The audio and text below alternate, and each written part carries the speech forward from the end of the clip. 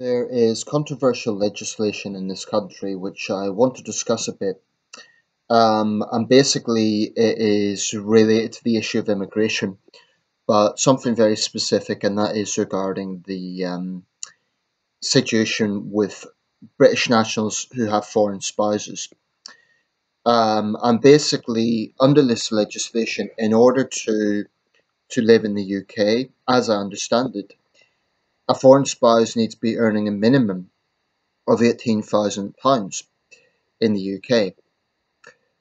Um, I feel uneasy about this for a number of reasons, and we'll go discuss them. Um, by the way, if I make any errors in this video regarding the legislation, if something has been updated and I've been short-sighted on that, I take full responsibility. I'm only going by news reports and so on. This hasn't been something I've spent a great deal of time looking into. This is my surface feelings about it. Further down the line, especially if it impacts me personally, I'll obviously want to look deeper into it. But this is my surface reaction. Um, so yeah, there's this £18,000 threshold. Now, I suppose the rationale behind this is to deter lots of people coming into the country who are earning less, therefore presumably not paying taxes. And it's about trying to reduce overall net immigration. I believe that Theresa May's government is hell-bent on pushing a rather hardline Tory approach to this to reduce immigration at any costs, any sector. We've seen that with this government's attack on foreign university students. The byproduct of that is simply making Britain an unappealing country to study in. And I do think that's a problem. Um, Certainly, a big priority should be on British students, absolutely. But we have always been an open nation, and this is one of the many questions that's coming about post Brexit. I'm not suggesting this policy is a direct result of Brexit, but it is certainly now that Theresa May is in office. It was her approach as Home Secretary. Um, there is a few Facebook groups to challenge this idea. People who have been impacted by it, and they attribute a quote to David Cameron. When people's love is divided by law, it is the law that needs to change. March 2014. Now, I'm not sure if that is actually an erroneous reference to gay marriage, so they might be misplacing that quote. I'm not sure, because I never remember David Cameron being particularly vocal against the May doctrine on this. Um, I should say that this was brought to the Supreme Court and they found the government were acting lawfully, although its implementation was questionable. But even if this is legal, I think there are strong moral questions about it. I think it is fundamentally wrong to potentially divide loving couples solely on a question of how much money someone is earning. I'm not neoliberal when it comes to immigration. I totally agree that there needs to be, especially in an island nation, common sense limits on how many people can come in. And certainly there are people we don't want to be coming to this country, people who are criminals, people who have negative attitudes regarding Western values, that is to say, basic human rights, freedom of expression, equality of the sexes, this sort of thing. So, of course, we should be monitoring that very closely. But the entire focus of this policy seems to be solely financial. It's taking no regard of the fact whatsoever that a couple in a loving relationship, the foreign spouse could speak a very high standard of English. She or he could be well integrated into society, have a circle of British friends. They could be contributing to society through work. And even if that work is not taxed, I would argue it's still a contribution because it's part of the overall parts of the British economy. And if they're doing essential jobs, yeah, I don't know what they're earning for every job is, but if they're doing essential jobs in the medical field, in the education sector. So, for example, universities may need people to work in the Foreign Affairs Department. If they're doing work as translators, there's a range of possibilities that is essential work. Um, and they're being discriminated against solely because of the amount that they earn. I have a problem with that. And I have to admit, I also take it personally because I've been in a relationship with women, that makes it sound, like I sleep around, with partners who have been from other countries.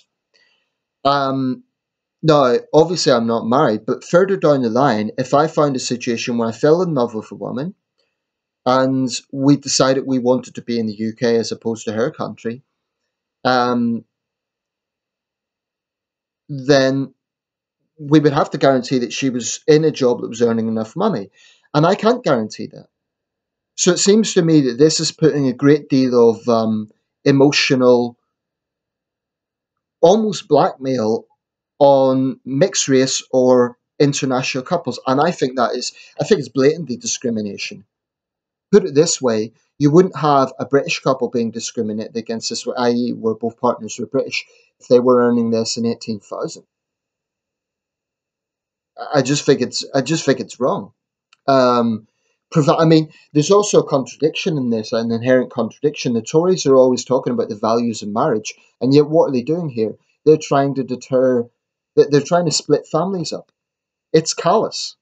I honestly believe it's callous. I have seen the other side. I've seen the opinions that people have, such as it's a way for the government to know that people are sincere. I think there's other ways to look at that.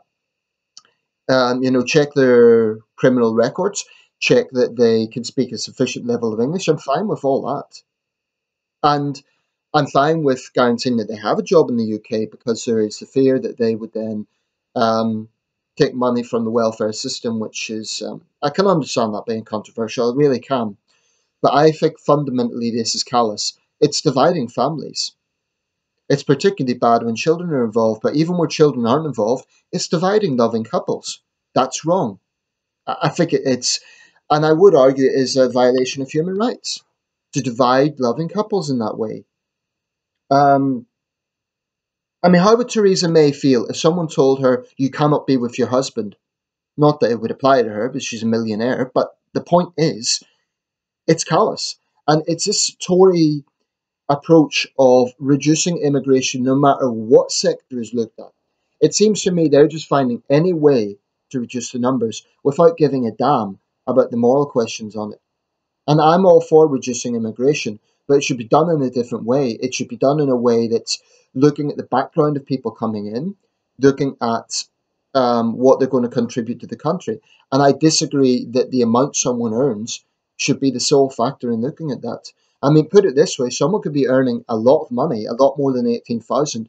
They wouldn't necessarily be contributing to the country because that is not a guarantee that they will integrate. It's not a guarantee that they will speak a decent level of English. It's not a guarantee that they won't have regressive values.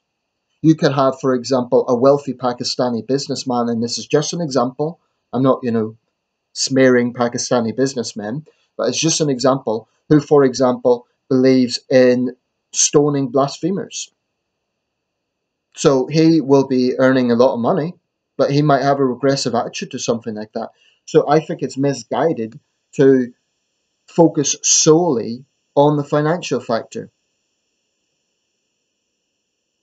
And like I say, further down the line, if I'm in a relationship with a woman from another country, because that's just been my history, I apologise to no one for that. Um, and by the way, I've had a British girlfriend as well before anyone gets the wrong idea about me. But fundamentally, I think it is callous, and I I just don't think there's very strong arguments for this. I understand the need to deter, and I also fully understand there are such problems as sham marriages and so on. But I think there's ways to tell because usually with these things, a couple are tested on how much they know about each other and this sort of thing. So yeah, I totally accept the government has a responsibility to reduce immigration, but I disagree. It should be at any cost. Just looking at any sector whatsoever, and I fundamentally disagree they should be based on financial earning. Okay, there should be some common sense. If someone's in a job where they're, I don't know, absolutely earning nothing, okay, you can argue they're not contributing to the country. But setting this sort of barrier, I mean, what if someone's earning 17,500 and they're in a loving relationship, they speak fluent English? I just think fundamentally it's wrong. The focus is on the finances when the focus should be on what sort of person they are.